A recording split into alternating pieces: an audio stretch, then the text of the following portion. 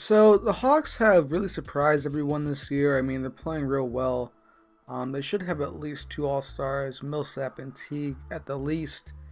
I think Al Horford should go too, and it's a toss-up with Korver because Korver, I mean, he's a real good defender and a nice shooter, but I don't know if he's on an All-Star level yet. But that's just my opinion. But I think they should definitely get at least two. But in 2K, they have got to be one of the worst supposedly good teams in the game. And I think it's just because they don't have a good 2K team. When I say 2K team, I mean someone who can break you down all game, like a real good point guard, like a John Wall, Curry, or Westbrook. T can sort of do that, but he's not at their level.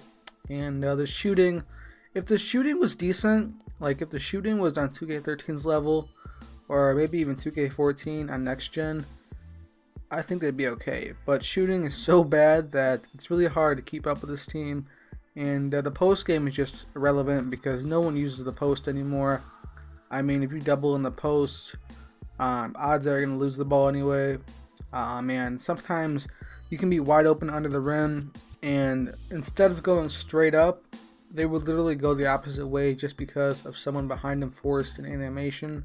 And it's pretty unfortunate because you have big guys like Al Horford who should finish well around the rim, but when they have like a guard behind them, they just for some reason just completely miss the rim and completely don't get a foul called, miss the rim, or have a missed dunk attempt. And that really goes for everyone. Really, you consider OKC.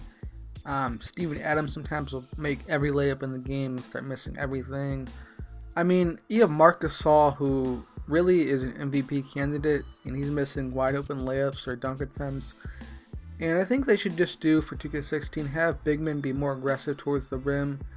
I mean, you have them down in the paint, and they just won't even go up because there's a guard right there, and that just makes no sense to me. But Al Horford gets a nice 2 right there.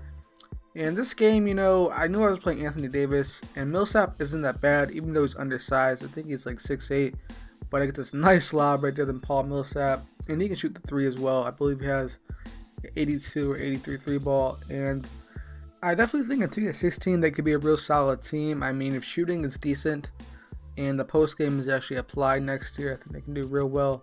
But watch Korver get the buzzer beater cheese right here, and of course he hits to that, but he'll miss wide open the rest of the game. And I hate people who say it's sort of like real life. You should have some control over whether if you make a shot or not, and it really seems like you don't this year. I mean, you really have to pray for a jumper to go in, and I guess that's why people really go to the rim a lot.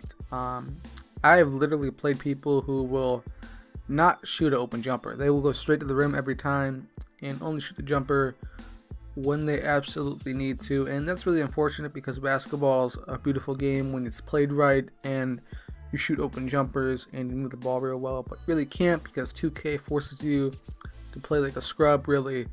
I mean, you have to force your way into the paint and abuse star players to even win sometimes, and that's why you'll be seeing me with teams like the Warriors, the Cavaliers, and the Thunder, and the Blazers, and sometimes the Rockets. Right there, Damari Carroll, wide open 3, missed, and I think it's just Hall of Fame sim setting. I think it's a little too harsh this year, actually. Hall of Fame default isn't too bad, but Hall of Fame sim, it's kind of terrible. I mean, last year it wasn't too bad as well, but I know people are going to say, well, why don't you play Hall of Fame default? I mean, Gamerson rules is Hall of Fame sim, so I'm going to play that, but going down 3 into the fourth quarter, and Dennis Schroeder gets a nice layup right there, and Schroeder is actually pretty solid in this game. I think he has a solid 3 ball, like 80 or something like that, but a real nice release too. And Drew just goes right past my defense. And I don't know why that happened. Teague was wide open in the corner, and for some reason he hopped out into the mid-range area and took a 2, fadeaway 2 at that. And 2K just fucked up because of that. I get the nice lob right there, and I don't know why Teague wouldn't dunk that. I mean, I know he could jump real high, and I know he gets some of the most absurd dunks for point guards I've seen in the game. But Ashik's going to miss that, and Ant's going to put it back up for an and 1 to go up 3. And, the Pelicans aren't too bad either, but like I said, shooting just makes this game pretty bad. I mean, you really can't be any team you want. Ant misses that, and they get a block right there. And I'm pushing the break with Schroeder, get the nice lob to Jeff Teague right here. Tie game at the moment, and somehow Drew Holiday gets his next attempt to go. over at least 2 people. I don't know how, but he got that to go. Down 2 at the moment, and Jeff Teague's gonna go for the nice dunk right here. Could have had Paul Millsap, not Paul Millsap, but Schroeder in the corner, but didn't hit him. Jeff Teague opening in for a jumper, passing it back to Millsap, and I get the nice layup right there. Thank God he didn't miss that, up 1.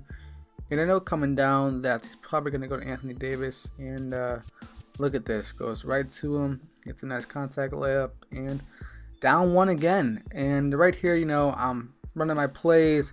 I see Millsap cutting, and thankfully, because this layup to go right here, and I'm going to be up 1 again, and this is a standing dunk I've never seen before in my life. Like, he takes like 3 power steps, and just bam, right over my defense, and I swear they look like a travel, but I got to run my play in the next possession.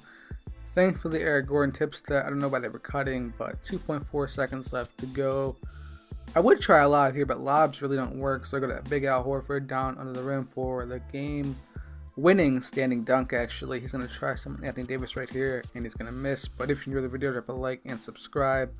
And subscriber games next week. I'm out. Peace.